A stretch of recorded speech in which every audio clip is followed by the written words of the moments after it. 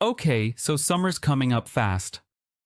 We've got to book something soon, or everything decent will be either full or ridiculously expensive. I agree. I was checking prices this morning, and some places have already doubled since last week. I know. I was hoping we'd have decided by now. Anyway, has anyone got a front runner? I've been leaning towards Costa Rica. You know, rainforests, ziplining, volcanoes, it just sounds like an epic adventure. It does sound cool, but aren't flights kind of pricey right now? Plus, I checked and July is the rainy season there. Yeah, I read that too. And I don't know about ziplining in the rain. I was actually thinking of somewhere with more history, like Rome or Athens. Just imagine the museums, architecture, and cafes. Rome? Isn't it scorching in July? I mean, we'll be melting while looking at ruins. True, and it's super crowded. My cousin went last summer and said she spent more time in lines than inside actual sites. That's a fair point. I guess it's not exactly relaxing. What about you, Sophie? You haven't said much. Well, I was kind of hoping we'd go somewhere less intense. Maybe somewhere like Vancouver Island. It's scenic, peaceful, and there are tons of hiking trails, beaches, and cozy little towns. Plus, it's domestic, so fewer travel hassles. But would we have enough to do? I mean, I can't lie on a beach for a week. I don't mind that, actually. Some downtime sounds really good. But I'd want at least some city energy. Vancouver itself might offer a good balance, nature and culture. That's true, but we've been there, haven't we? I was just thinking of somewhere a bit quieter. You know, maybe we're trying to pack too much into one trip. What if we picked a destination that lets us do a bit of everything? Like? Maybe Portugal. Lisbon has city life, beaches are nearby, food's amazing, and it's cheaper than a lot of Europe. Oh, that actually sounds like a smart pick. It checks a lot of boxes. It's not bad, but I don't know. I feel like we're compromising a bit too much. Like nobody's really excited. Well, no one's getting 100% of what they want unless we go on 3 separate trips. Let's make a short list. Say Portugal, Vancouver Island, and maybe Costa Rica if flights drop. Okay, that sounds reasonable. Then we can vote or something. Deal. But if we're stuck again next week, I'm flipping a coin.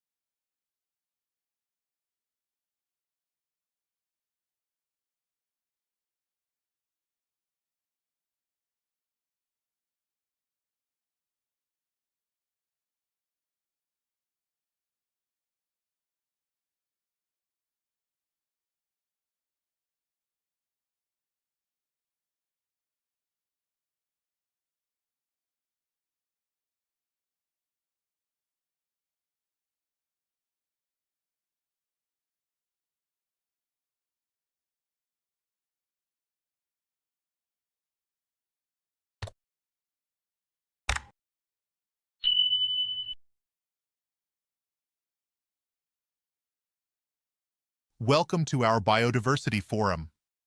Today, we have three distinguished wildlife conservationists, Dr. Maya Singh, Professor Elena Torres, and Ms. Amina Okoro, joining us to discuss a critical topic, balancing ecotourism and habitat preservation in protected areas. Dr. Singh, could you start us off with your perspective? Thank you. Ecotourism is a double-edged sword. On one hand, it generates vital funding for conservation projects and raises public awareness about the importance of protecting wildlife. On the other hand, if poorly managed, it can cause serious harm to habitats through trampling, pollution, and disturbance to animals. Therefore, managing visitor numbers is essential. We must establish strict limits on how many tourists enter sensitive areas, especially during breeding or migration seasons. Promoting responsible behavior, like staying on designated paths and minimizing noise, also helps reduce human impact. I completely agree, Maya. Another important element is involving local communities. When people living near protected areas have a direct stake in ecotourism, they become powerful allies in conservation. Local guides, accommodations, and crafts all generate income that incentivizes protecting the environment. This reduces illegal hunting or logging since communities gain more from sustainable tourism than from exploiting natural resources. Yes, community involvement is crucial. I'd like to emphasize education as well. Many tourists visit these areas without understanding their fragility. Providing informative tours led by trained naturalists can foster respect for nature. Educated visitors are more likely to follow rules and support conservation efforts even after their visit. Absolutely. Infrastructure development needs to be carefully planned too. Roads, hotels, or visitor centers can fragment habitats and disrupt wildlife movement if placed indiscriminately. Using eco-friendly designs, limiting construction footprint, and situating facilities away from critical habitats can help reduce this impact. Additionally, we have to protect species that are particularly sensitive to disturbance.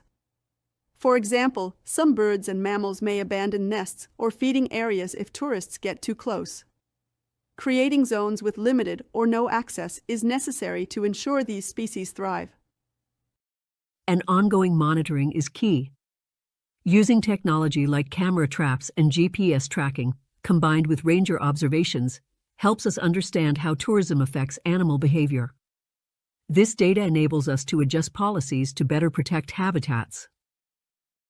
Absolutely. Infrastructure development needs to be carefully planned too. Roads, hotels, or visitor centers can fragment habitats and disrupt wildlife movement if placed indiscriminately. Using eco-friendly designs, limiting construction footprint, and situating facilities away from critical habitats can help reduce this impact. Thank you all for your insightful contributions. It's clear that balancing ecotourism and habitat preservation demands careful planning, education, community engagement, and continuous monitoring to ensure both nature and people benefit. Indeed. Conservation should always be the priority, but when done right, ecotourism can be an effective tool to protect biodiversity. Absolutely. Protecting wildlife habitats is a shared responsibility, and ecotourism can help bring people together in this cause.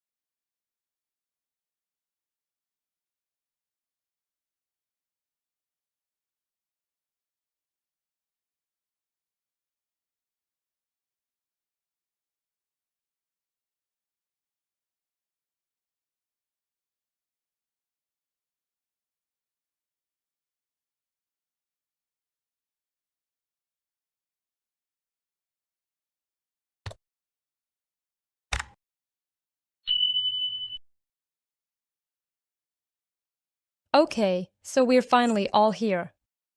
We've got about 10 days until the presentation, and we still need to finalize our parts. Did anyone look at the professor's rubric? I skimmed it.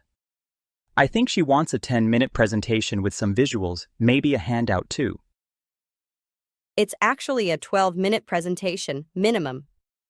I double-checked last night. And yes, a visual aid is required, either slides or a model. Good catch. So who's doing what? I was thinking I could handle the intro and the background research section. That's fine with me. I kind of wanted to work on the visual part. Maybe design a slideshow and include some charts or images. Sure, but remember, she specifically said, don't just read off slides. We need to interact with the content. Right. So maybe we can have some talking points on the slides, but keep it minimal. Yeah, I can do that. So Maya does the intro and research. I'll handle the slides and maybe the conclusion. Wait, shouldn't we split the conclusion and the question and answer? That way we're not overloaded. I'd actually prefer to do the summary and prep questions for the end. Works for me. What about the case study section? That's still unassigned. Oh, yeah. I completely forgot about that. That's probably the most detailed part. Maybe we could tag team it. I don't mind doing the data analysis if someone else covers the implications. Okay, Sarah and I can split that. I'll do the implications. Great. So to recap, Maya will do intro, implications. Sarah will do summary, data analysis, question and answers. I'll do visuals and... Wait, am I doing the conclusion or is that Sarah? Me. You're handling the slides and maybe transitions. We need a draft ready by Friday. Can we all meet Thursday night to review? Thursday. I might have my shift at the bookstore, but I'll try to swap. If not, just send your part by email. We can rehearse without you. Got it.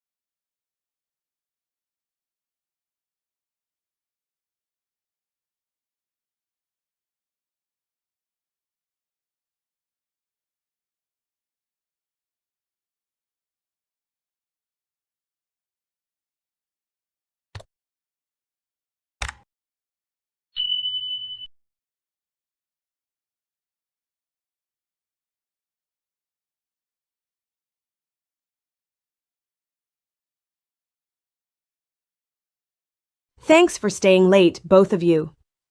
I've been thinking a lot about how to bring in more customers.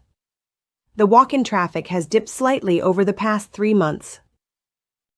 Yeah, I noticed. Saturdays used to be packed, but last weekend was unusually quiet. I wonder if it's the new chain store that opened 2 blocks away. That could be it, or maybe people are shifting to online purchases again. I've seen a few regulars mention ordering books online because of faster shipping or discounts.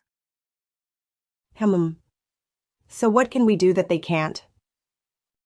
We could host events. You know, poetry readings or local author nights. People love feeling like they're part of something exclusive. That's a great idea, but aren't we already kind of doing that?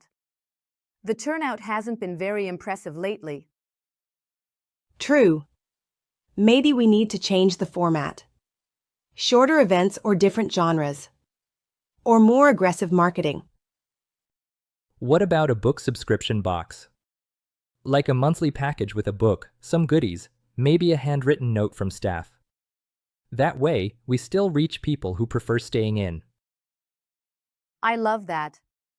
Plus, we could include store credits or discount coupons in each box to bring them back in person. Interesting. But we'd need someone to manage it. It's a lot of work, sourcing items, packing, mailing. I could take it on, at least the first few months. I've been wanting to try something different anyway. Another thought, should we rearrange the store layout? Maybe a dedicated cozy reading corner or a more prominent display section for staff picks. Yes, I've been meaning to ask. Do you think the layout feels cluttered? A bit. It's hard to browse when tables are crammed. Maybe less is more. Or just better signage. Some sections are easy to miss entirely. Okay, let's test a few things next month. Subscription box trial, a revamped display, and maybe a genre-themed evening. We'll track what works and adjust. Sound good? Sounds good. Yes, sounds good.